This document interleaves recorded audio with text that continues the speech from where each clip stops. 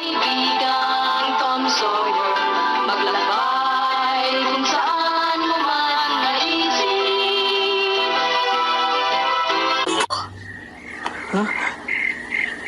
Meow!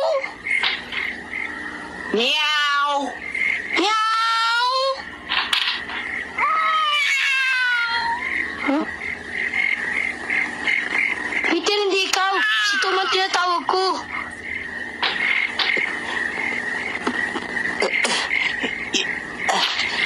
Hak, ano yun? Anong kailangan mo? Kasi baka naman pwede mo akong pahiramin ng martilyo at lagari. Oo, ano bang paggagamitan mo? Gumagawa kasi ako ng bahay ngayon. Bahay sa puno. Ang galing na. Oo nga pala. Ako. Alam ko, nakalimutan mo na naman. Ikaw talaga. Ang bihira. Pasensya ka na, Hak. Talaga nakalimutan ko. Pahiramin mo na lang ako ng lagari at martilyo. Kaya ko na gawin mag-isa yun. Huwag mo na ako tutulungan kahit kailan. Huwag ka na magtampo. Hindi na mauulit. Sige na, pahiramin mo na ako. Kunin mo na yung martilyo at lagari. Sige na. Eto. Sa'yo na yan. Sandali lang, ha. Kukunin ko lang.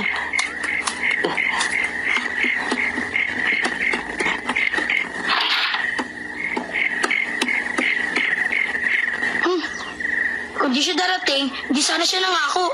Sabi niya, darating siya eh. Pambihirang tao yun. Dapat ako na lang gumawa. Di ko na siya hinintay. Aba.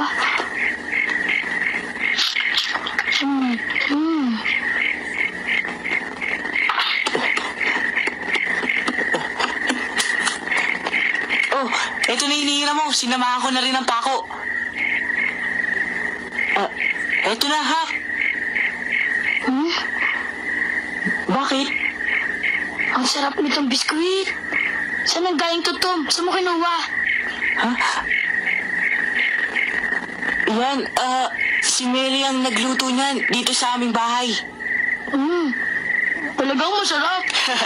Kung gusto mo, sa'yo ng lahat yan, Hak. Naku, salamat. Oh, heto na yung lagarit martilyo. Tsaka yung mga pako. Salamat. Kung gusto mo, tulungan mo ako. Maari ba? Oo. Sabi ko nga sa'yo, kaya ko mag-isa yun, pero nahihirapan din ako. Kaya, Oo. Pangako, pupunta ako bukas. pangako ah.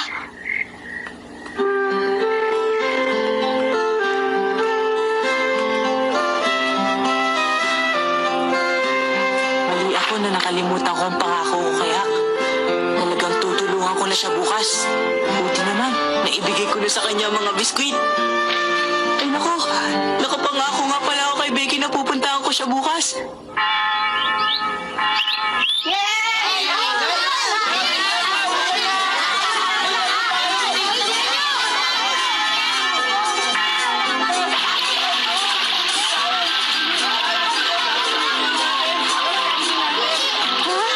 Ano, may sakit ang tiya mo?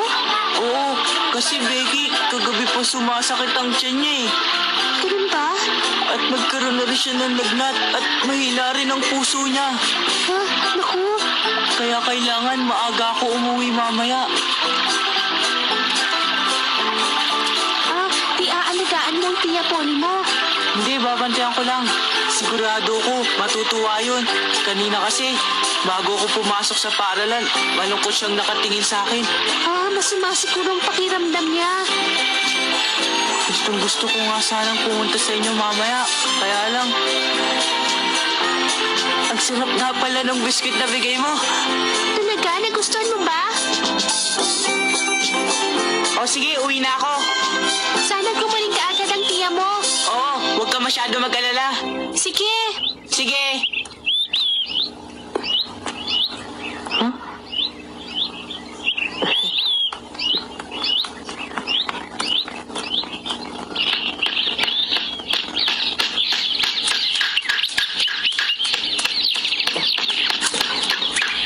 Hak! Oy, Tom! Tignan mo! Tapos na! Nagawa ko na! Oo, Maaga kasi ako nagsimula eh, kaya natapos ko kaagad. Halika! Akit ka! Halika na! sige.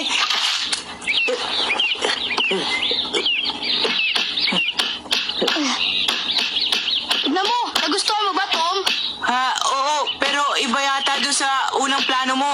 Mas ayos siguro kung yung unang ginawa mo. Di na bali. Di naman bagay sa akin ng ganong aganda. Kaya tama na sa akin to. Kung gagawa ka ng bahay mo, dapat gawan mo ng bubong. Tama na ito. Hindi, lagyan lang natin ng bubong. Pangit ang bahay na walang bubong. Pangit ba? Gusto mo bang napapahiya ka? Ako ayokong mapahiya ka, kaya lagyan natin. Ako naman ang may bahaya. Bakit ba? Ha? May naisip ako. Pakinggan mo muna ang bala ko. Alam mo ba, meron lumang bahay doon na maraming kahoy. Kunin natin.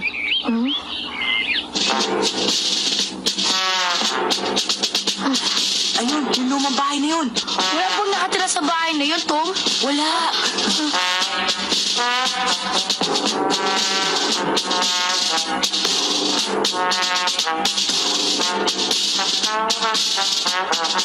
Sa makukuha nating kahoy at iba pang bagay dito, makakagawa tayo ng tunay na bahay. Hindi na kailangan ng bahay ko ang bubong. Bakit ba hindi mo pabayaan sa gusto ko? Huwag mong tipirin ang bahay mo. Halika, umpisa na natin.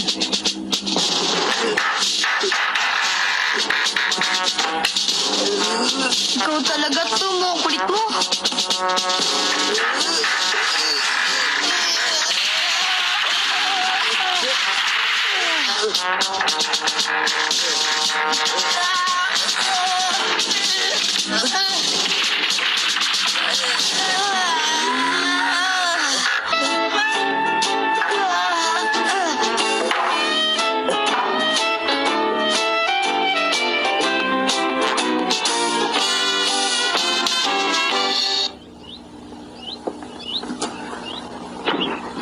Jim?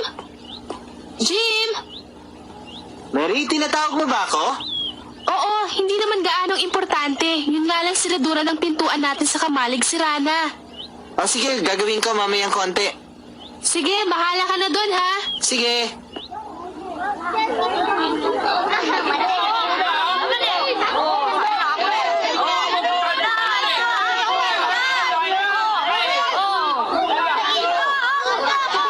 Handa na ba kayo? Sige na, ako na mauna. O sige.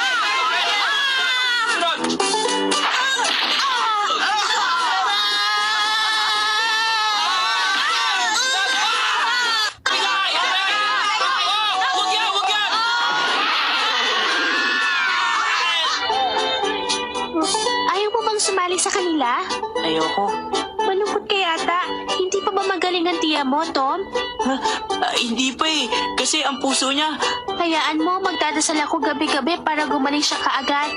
Salamat. Ang bait mo. Pag magaling na siya, pupunta na ako sa inyo. Pangako yun. Araw-araw. Maghihintay ako. Ha?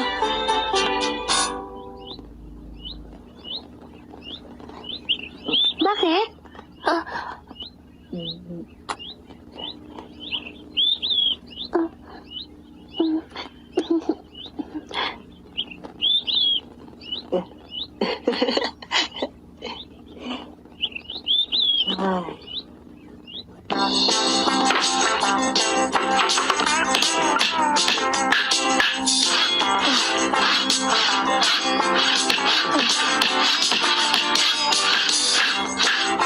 Dami mga biskuit na binigay mo sa anong isang araw.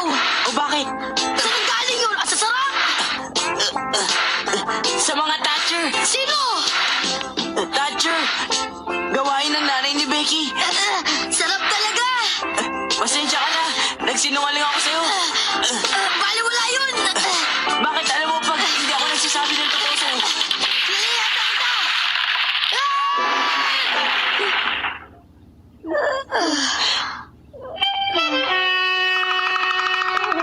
Ay, ako po.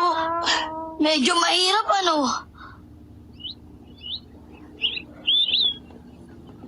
O, eto. Yan. Salamat po. Magkano po? $1 at 80 sentimo. Ang regalo bang ito ay para sa paboritong kaibigang lalaki? Hindi po. May sakit po ang tiya Polly ni Tom at bibisitahin ko po. Kaya po... Sa tiyan nito? Ang tiya Polly ba niya? Opo. Nakita ko siya kahapon ng hapon ah. Mukhang malakas naman siya. Totoo po? Oo, totoo. Kumusta, Ginoong Rogers? Mabuti. Kita mo, ayan si Tia Polly. Kumusta po, Ginang Polly? Ano po ang kailangan ninyo? Kailangan ko ng mga pako. Naubusan kami. Hindi maayos ni Chim ang siradura ng kamalig namin dahil walang pako. Nakakapagtaka nga dahil ni isa walang natira. Nagsisinungaling sa akin si Tom.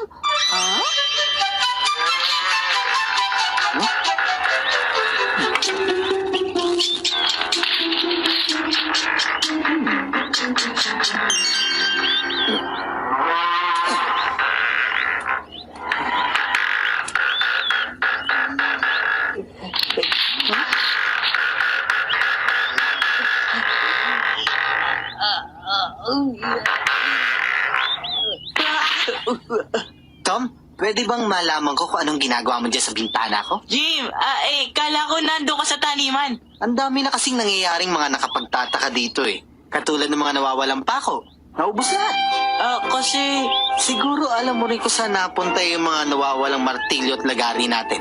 Hindi ko pa masasabi sa'yo ngayon. Alam mo Tom, ayoko nakikita kang pinapalo ng tiya mo eh. Pero kung hindi mo sasabihin sa akin, mapipilitan akong isumbong kita sa kanya. Sige ka, bahala ka. Ikaw din ang kawawa. Hindi naman tama yan. Sumbongero ka naman yan eh. Sige, kung ayaw mo sabihin sa akin, ikaw ang bahala. Pero kung sasabihin mo sa akin kung nasa ang lagari at ang martilyo natin, hindi ko sasabihin. Pero kapag pinalo ka, bahala ka. Wala na akong magagawa dyan. Kaya kung ako sa'yo, sabihin mo na sa akin.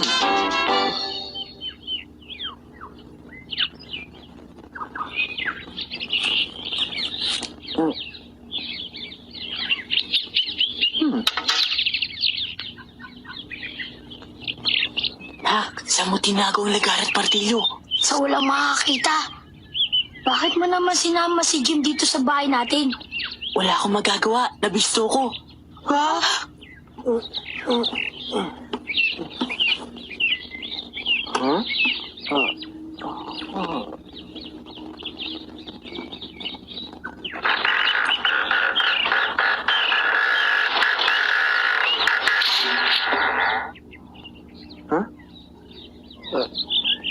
Tom! Ha?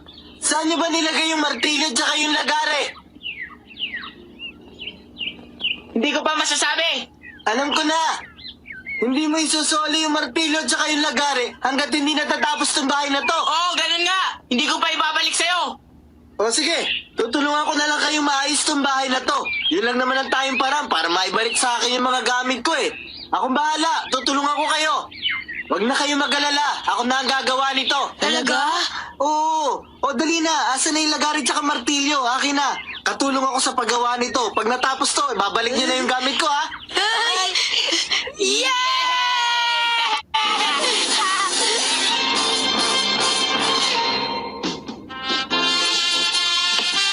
Sa tulong ni Jim, naging mabilis ang paggawa ng bahay ni Hak. May mga nanonood pa sa amin. At nagyayabang naman kami.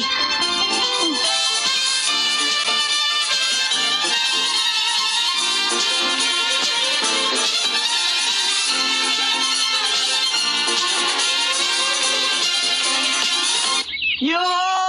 Tapos na ang bahay ni Hak! Magsipanik na kayo lahat dito! Uy, teka! Isa-isa lang! Baka pag pumanik kayo lahat dito, baka mag-iba! Isa-isa lang! Huwag ka mag-alala ha, akong bahala. Tinibayan ko yata ang pagkakapako dito sa bahay mo. Ha? Becky!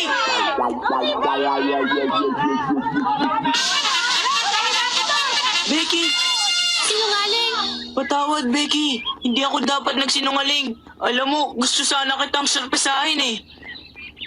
Tingnan mo, gawa ng bahay ni Hak. Katulong ako sa paggawa niyan. Galit ako sa sinungaling tulad mo. Becky, hindi ko na ulitin. Gawa ng bahay ni Hak, kaya hindi ko na kailangan magsinungaling. Patawad. Halika na, tignan mo ang bahay na ginawa namin. Ang ganda. Hindi ako makakapanhik ng ganyang kataas. Huwag ka mag-alala. Tutulungan kita, Becky. Hindi pa nga ako nakakaakyat sa puno. May hagdanan. Sabi ni Hak, hindi daw kailangan yon, pero gumawa ako para sa'yo. Sige na, Becky. Para sa akin? Oo, syempre. Halika na. Sige. Tignan nyo, may vapor doon!